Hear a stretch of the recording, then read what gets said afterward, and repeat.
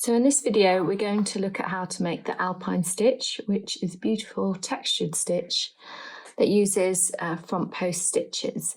There's various ways to do it, but I'm going to show you the one that works best for me. So we've started with just a simple row of 15 double crochets. That's in US terms, UK treble crochets.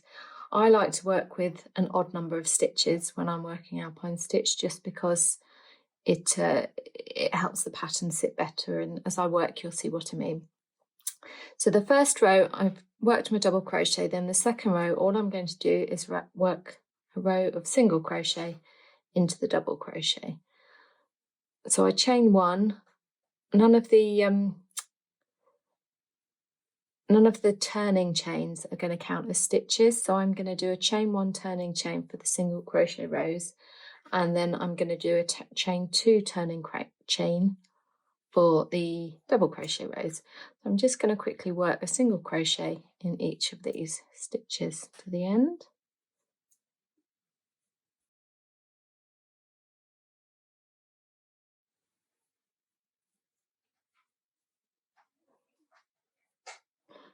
Okay, so I've worked my row of single crochets and I've just chained two at the end of that row. And now I'm going to turn, and in the first stitch I'm going to work a normal double crochet. So that's under, yarn over, pull up a loop, yarn over, pull through two, yarn over, pull through two. So that corresponds to this stitch in the first row. Now the next stitch I'm going to work as a front post stitch, and I'm going to work around the post of this stitch, which is going to pull the stitch forward. I'm going to work a front post treble. You can work this with front post doubles, but I think it makes the fabric ruche a little. So it depends what you're working on, but I work it with the treble. So I've yarned over twice. I'm going to insert my hook so that the post of the stitch is in front of my hook, and the front post. I'm going to pull through a loop, yarn over and pull through two, yarn over and pull through two, and yarn over and pull through two, which is like a normal US treble crochet. And in the next stitch I'm going to work a normal double crochet. So I'm going to miss, you can see that's the top of the stitch I've just worked around, so I'm going to work it in this stitch there. Then I'm going to alternate again, and I'm going to skip that one, and I'm going to work behind that post. So yarn over twice. So you're just going to work alternating double crochet and then a front post treble crochet. So this is my double again. And then I'm going to work a treble in that. So I'm just going to repeat that right to the end of the row.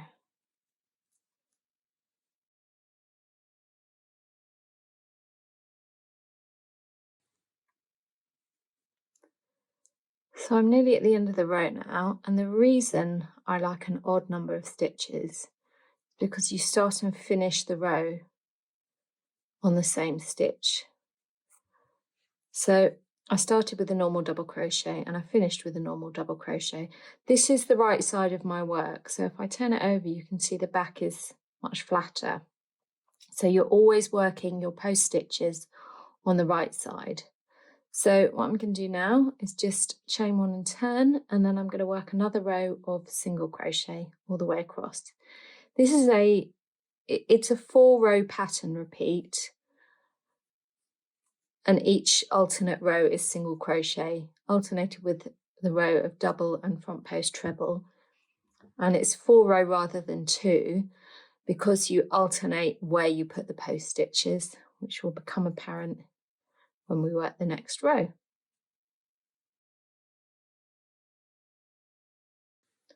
Okay, so I've worked that row of single, and then I've done my chain two and I've turned.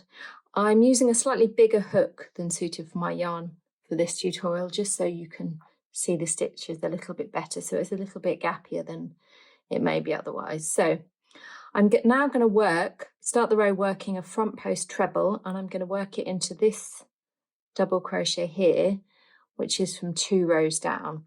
So you can see that that's the front post treble from the previous, and then double treble. So we're going to alternate basically, and that's what gives it this lovely texture. So yarn over twice, and then I'm going to pop it under the post, and then work my treble. Then again, it takes a little while to get used to which stitches you're working into, and it can be quite easy to work, either skip one or work over one. So that's my first stitch of the row, and that's where I've worked my treble. And I'm going to work my double into the next stitch, and then my next treble into that double. And then just repeat all the way along this row. See, I nearly did it there. If you look on the back, you can see that you want to skip that stitch. You see that? Okay. And then that's the stitch you're going to work the next double into.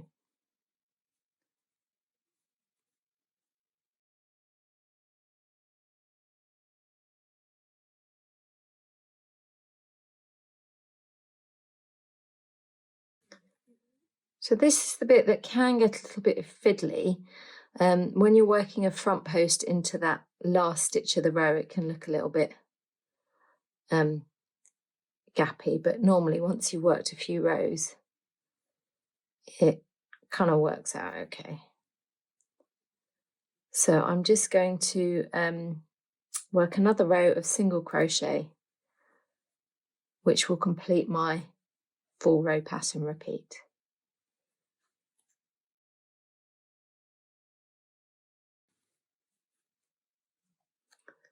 Okay, so that's my first 4-row pattern repeat done.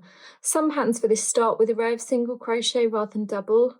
I like to get right into the pattern, so I knock off the single crochet row at the start. What I'm going to do now is I'm just going to work a few more repeats, just so you can see what it looks like on a larger scale. So I'm going to start with a double crochet this time, and then work the front post into the double. So you're always working the double crochet into the front post treble and the front post treble into the double, and that just basically pulls that stitch forward, and that's where this lovely texture comes from. Okay, so I'm just coming to the end of a few repeats on this swatch, and you can see the back is quite flat, whereas the front is super textured. It's really tactile feel. As I say, this is quite a big hook for the yarn, so there's quite a few gaps in it. This is another swatch I've made with the same stitch but a smaller hook, and you can see the sort of density. If you want to avoid the issues with having gaps at the end when you start or finish a row with a front post stitch, it's okay at the beginning of the row because